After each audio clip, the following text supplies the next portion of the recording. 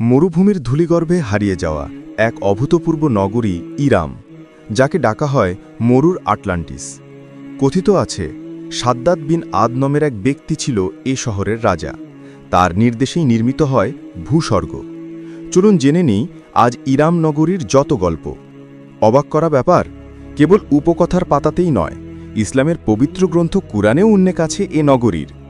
তুমি কি ভেবে দেখনি তোমার প্রতিপালক আদ জাতির ইরামে কি করেছিলেন? তাদের ছিল সুউচ্চ সব স্তম্ভ, যেমনটি পৃথিবী কোনো দিন দেখেনি আগে। কুরআন সূরা ফাজার 89:6-8। কুরআনের ভেবে দেখনি কথা থেকে ধরে নেয়াই যায় যে আরবরা ভালো করেই জানত ইরাম নগরীর কথা, সেটা উপকথাতেই হোক আর ধ্বংসস্তূপ দেখেই হোক। আমরা খুঁজে বের করতে চেষ্টা করব এ নগরী নিয়ে উপকথার ফাঁকে ফাঁকে হোক আর অন্যত্রই হোক কি বলা রয়েছে, আর কি কাহিনী বা জড়িত আছে এর সাথে। কথিত আছে হজরত নূহ আলাইহিস সালামের পুত্র শামের ছেলেই আদ।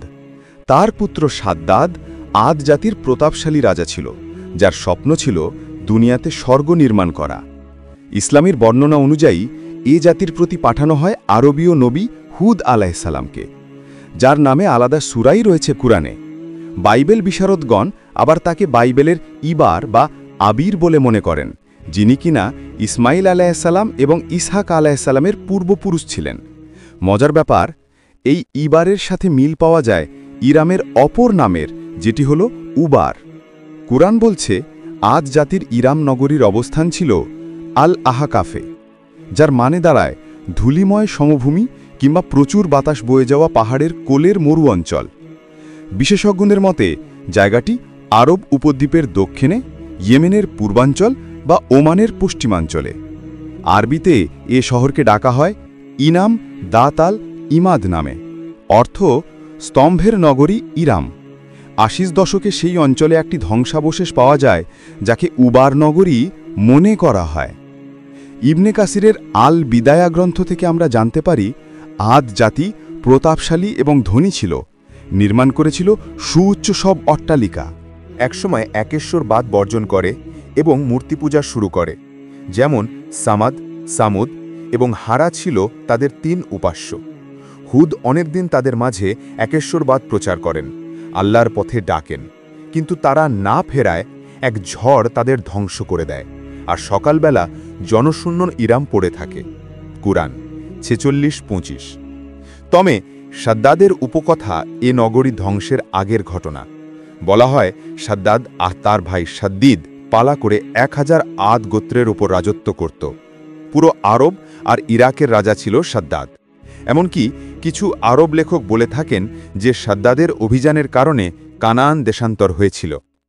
সাদ্দাদের কাহিনী আলিফ লাইলা ওয়া লাইলা অর্থাৎ আরব্য রজনী গ্রন্থের ২৭৭ থেকে ২৭৯তম রাতে বলা হয়। উপকথা অনুযায়ী হুদ আলাইহিসসালাম সাদ্দাদকে পরকালের বেহেস্তের প্রতিশ্রুতি দেন, কিন্তু সাদ্দাদ বলল সে নিজে বেহেস্ত বানাবে দুনিয়াতেই, লাগবে না তার পরকালের বেহেস্ত। এরপর ইয়েমেনের আদানের কাছে এক বিশাল এলাকা জুড়ে সাদ্দাদের বেহেস্ত নির্মাণ শুরু হয়। প্রাচীর দেওয়ালগুলো ৭৫০ ফুট উঁচু ছিল আর প্রস্থে ৩০ ফুট, চারদিকে ৪টে ফটক। ভেতরে ৩ লক্ষ প্রাসাদ বাড়ির কথা বর্ণিত আছে উপকথা অনুযায়ী, যার নির্মাণ কাজ শেষ হয় ৫০০ বছরে। আল বায়জাউবি থেকে আমরা আবদুল্লাহ ইবিন কিলাবারের বর্ণনা করা একটা ঘটনা জানতে পারি। তিনি ইয়েমেনের আদানে এক আরবের দেখা পেয়েছিলেন, যিনি কিনা হাদরামুতের পশ্চিমে মরুভূমির গহীনে এক রহস্যময় শহরের দেখা পেয়েছিলেন, যা ইরাম নগরীর বর্ণনার সাথে মিলে যায়। অন্য বর্ণনায় আবদুল্লাহ নিজেই সেই শহরে যান, সেখান থেকে জহরত নিয়ে আসেন। এই অভিযানের কথা তখনকার খালিফা মুয়াবিয়ার কানে পৌঁছায়। নিজের অভিযানের সত্যতা প্রমাণের জন্য তিনি খালিফাকে ইরামের কিছু মুক্ত দেখান, যেগুলো এখন হলুদ হয়ে গেছে, হারিয়েছে তার সৌন্দর্য। খালিফা তখন সাহাবী কাব আল আহবার রাদিয়াল্লাহুকে জিজ্ঞেস করেন এ শহরের কথা। তিনি তখন উপকথার কাহিনীগুলো বর্ণনা করেন। তবে কোরআন বা মহানবী হজরত মুহাম্মদ সাল্লাল্লাহু আলাইহি ওয়াসাল্লামের কোনো কথায় সাদ্দাদের বেহেস্তের কোনো কাহিনী পাওয়া যায় না, তাই এর নিশ্চয়তাও দেওয়া যায় না। সাদ্দিদ মারা যাওয়ার পর সাদ্দাদ বেহেস্তের বর্ণনা পড়ে নানা বইতে। কাহিনীর সেই সংস্করণে হুদ আলাইহিসসালাম তাকে বলেননি বেহেস্তের কথা, এবং সেই থেকে তার ইচ্ছে হয় বেহেস্ত বানাবার। তাহের সূরাটির কাসাসুল আম্বিয়া গ্রন্থেও এ উপকথার কাহিনী উল্লেখ করা হয়েছে। সংক্ষেপে পুরো কাহিনী শুনে নেওয়া যাক তবে। রাজা আদের মৃত্যুর পর তার বড় ছেলে সাদিদ রাজা হয়।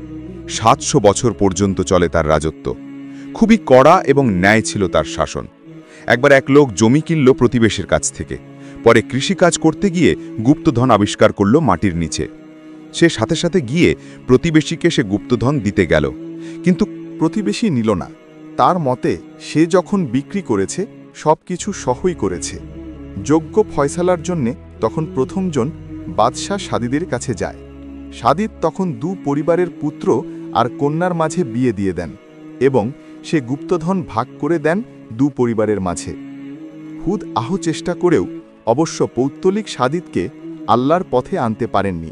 তার মৃত্যুর পর উজির সাদ্দাদ রাজা হয়। হ্যাঁ, এই সংস্করণে তারা পালা করে শাসন করেনি, বরং ছোট ভাই উজির বা মন্ত্রী ছিল। রাজা হবার পর তার কাছেও হুদ গিয়ে বেহেশতের কথা বললেন। তখন সাদ্দাদ বলল, তোমার প্রতিপালকের বেহেশতের কোনো দরকার আমার নেই।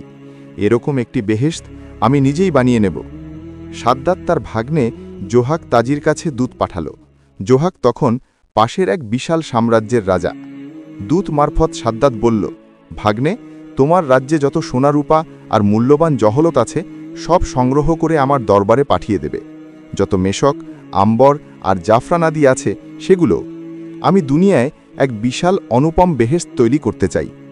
আশপাশের অনুগত রাজাদেরও সাদ্দাদ একই নির্দেশ দিল, আর নিজের সকল প্রজার ক্ষেত্রেও একই নির্দেশ ছিল। কারো কাছে কোনো জহরত পাওয়া গেলে তার ভাগ্যে আছে কঠিন শাস্তি। তল্লাশিও চলত নিয়মিত। একে একে জহরতে ভরে যেতে লাগল সাদ্দাদের দরবার। বেহেশতের স্থান বাছাইয়ের জন্য অনেক লোক নিয়োগ করা হলো। অবশেষে ইয়েমেনের একটি স্থানকে পছন্দ করা হলো। আয়তন ছিল 140 ক্রোশ। দেশ বিদেশ থেকে আসা 3000 সুদক্ষ কারিগর কাজ শুরু করল। এক দরিদ্র বিধবা বৃদ্ধার নাবালিকা মেয়ের গলায় 4 আনা রূপার একটি অলংকার ছিল। এক তালাশকারীর চোখে সেটা পড়ে যায়। সে ছিনিয়ে নেয় সেটি। দুঃখী মেয়েটি ধুলোয় গড়াগড়ি দিয়ে কাঁদতে থাকে। সে দৃশ্য দেখে সে বৃদ্ধা 2 হাত তুলে ফরিয়াদ করে, হে আমার প্রতিপালক, তুমি সবই অবগত। দুঃখিনীর প্রতি জালিম সাদ্দাদের অত্যাচারের দৃশ্য তোমার অদেখা নয়। তুমি ছাড়া আমাদের ফরিয়াদ শোনার কেউ নেই। তুমি সাদ্দাদকে ধ্বংস করে তোমার দুর্বল বান্দাকে রক্ষা করো। ওদিকে বেহেশত বানাবার কাজ চলছে পুরো দামে। 40 গজ নিচ থেকে মরমর পাথর দিয়ে বেহেশতের প্রাসাদের ভিত্তি স্থাপন করা হলো, আর তার উপর সোনার উপনির্মিত ইট দিয়ে প্রাচীর বানানো হলো। বর্ণিত আছে কৃত্রিম গাছও সাদ্দাদ বানায়, যার শাখা প্রশাখাগুলো ছিল ইয়াকুত পাথরের, আর পাতাগুলো নির্মিত হয়েছিল সঙ্গে জবরজত দিয়ে, আর ফল হিসেবে ঝুলছিল মণি, মুক্তা আর হিরে জহরাত, আর মেঝে ছিল চুন্নি পান্নার মতো মূল্যবান পাথরের, সাথে মেশকের ঘ্রাণ। স্থানে স্থানে ঝর্ণাধারা ছিল দুধ, মদ আর মধুর, আর চেয়ার টেবিল ছিল লক্ষাধিক। সবই সোনার তৈরি। মোট কথা এলাহি কাণ্ড, মনোহরী এক দৃশ্য।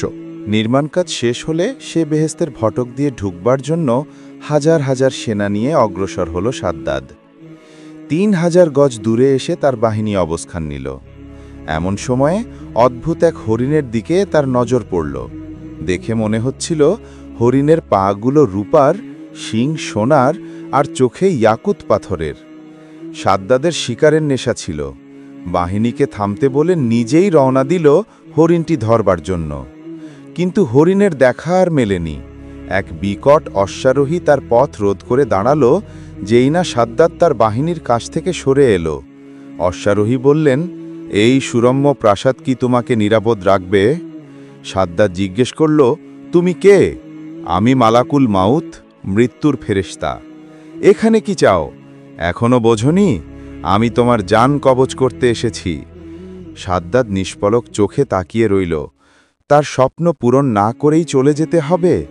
আমাকে অন্তত একবার আমার পরম সাধের বেহেশত দেখতে দাও। আজরাইল আলাইহিসসালাম বললেন, আল্লাহর অনুমতি ছাড়া এক মুহূর্ত বাড়তি সময়ও তোমাকে দিতে পারি না। আমার উপর নির্দেশ, এখনই তোমার জান কবজ করা। তাহলে ঘোড়া থেকে নামি আমি? না, ঘোড়াতে থাকা অবস্থাতেই তোমার জান কবজ করতে হবে আমার।